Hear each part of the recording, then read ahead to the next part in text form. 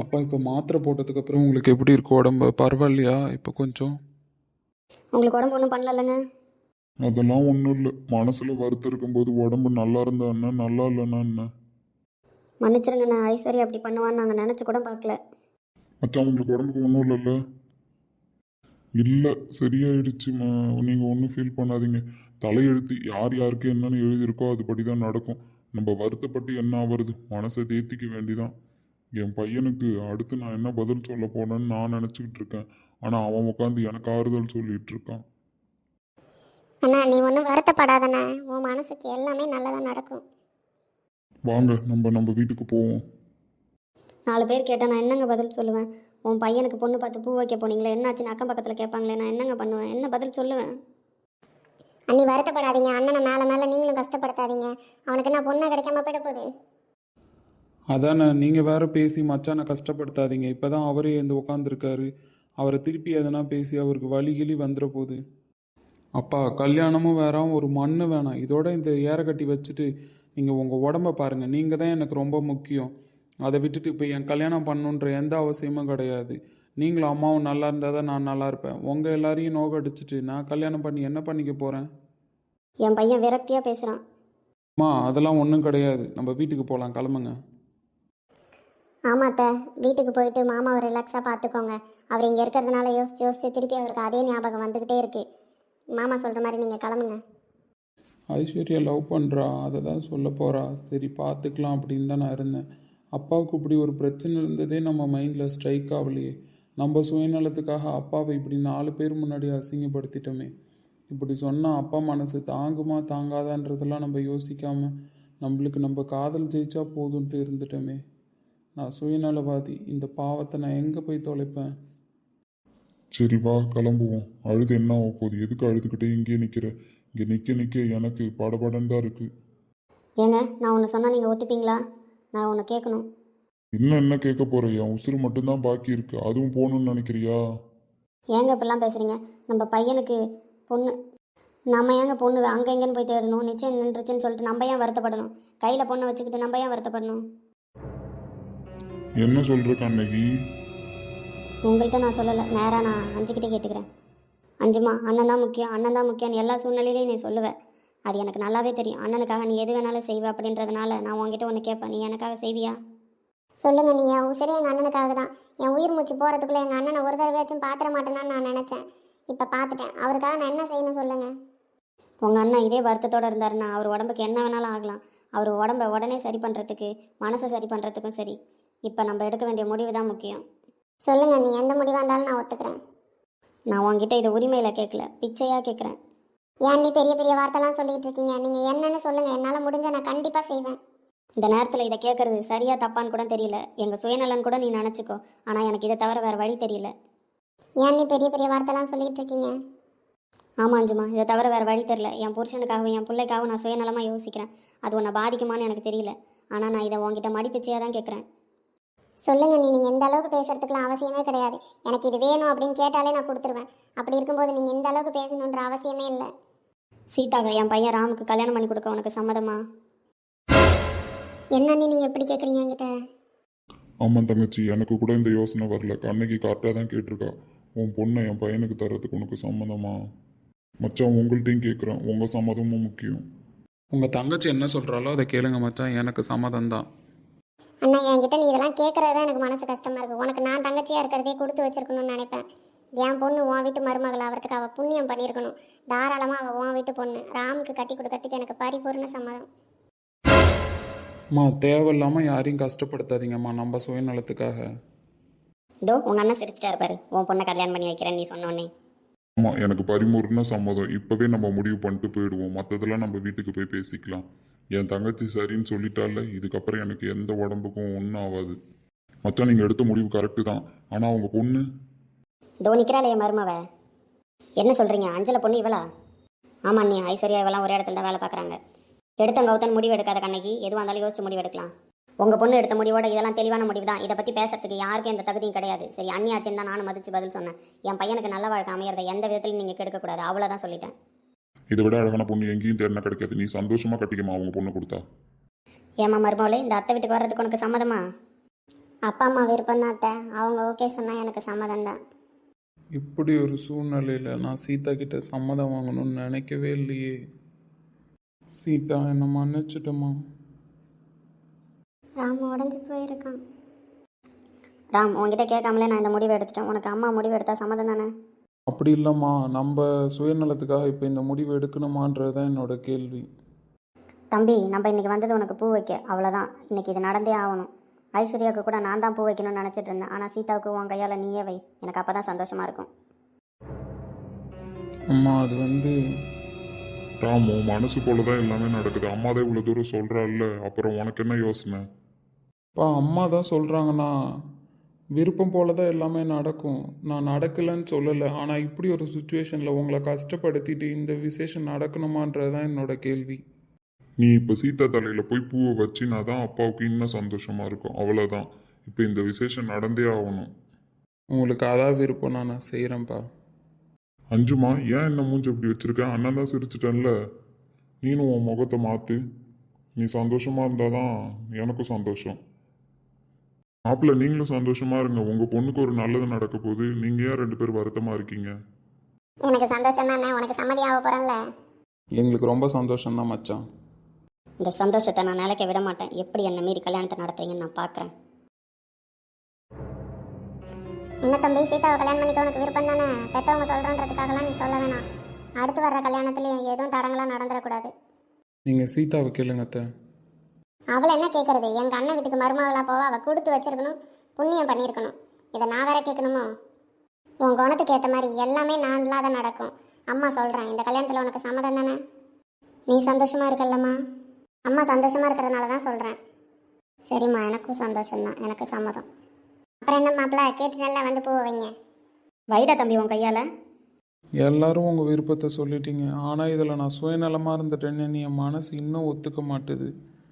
இப்படி ஒரு சுச்சுவேஷனில் என் சீதாவுக்கு நான் பூ வைக்கணும்னு நினைக்கவே இல்லை. தம்பி, யோசிக்காதடா, ஏந்து வை. சரிப்பா.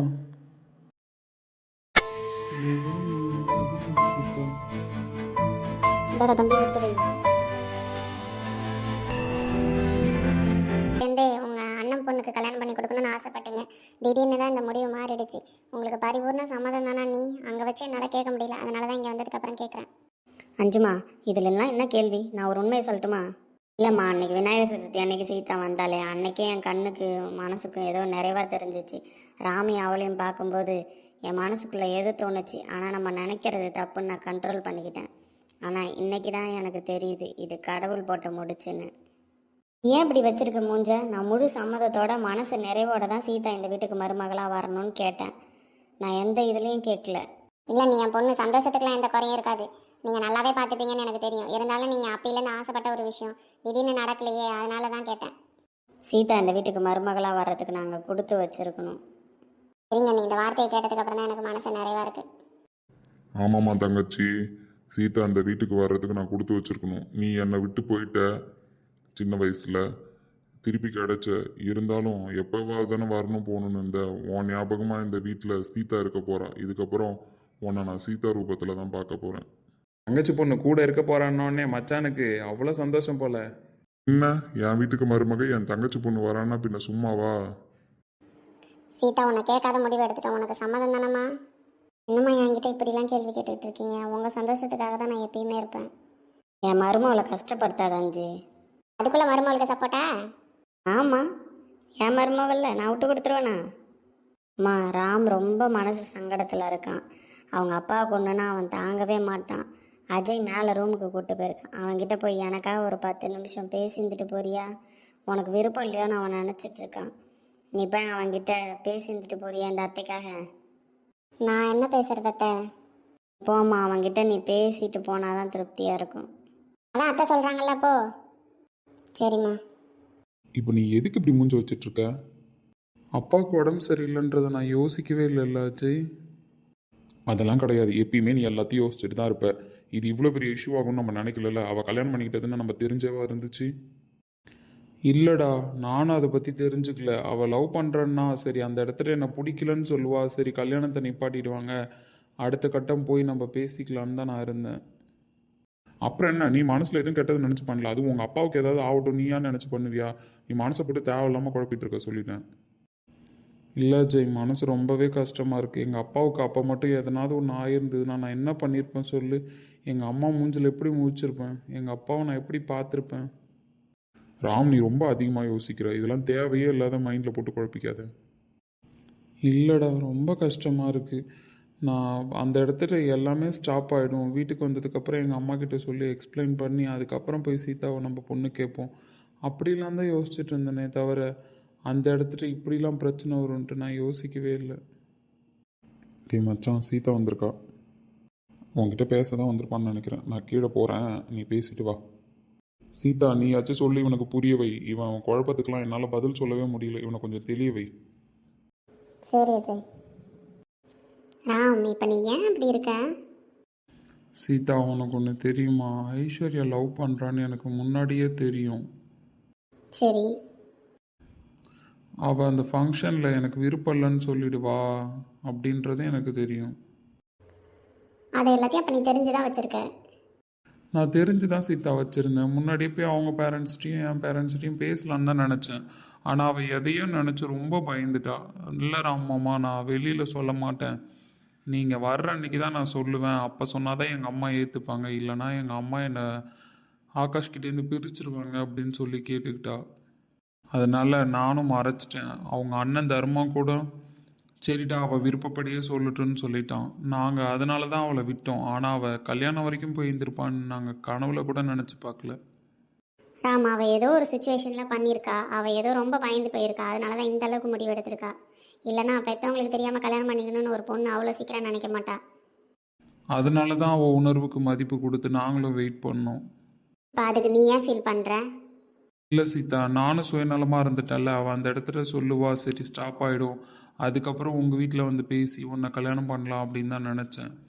என் லவ்வும் என் கண்ணை மறைச்சிருச்சு இல்லை? என்ன சொல்கிறேன்?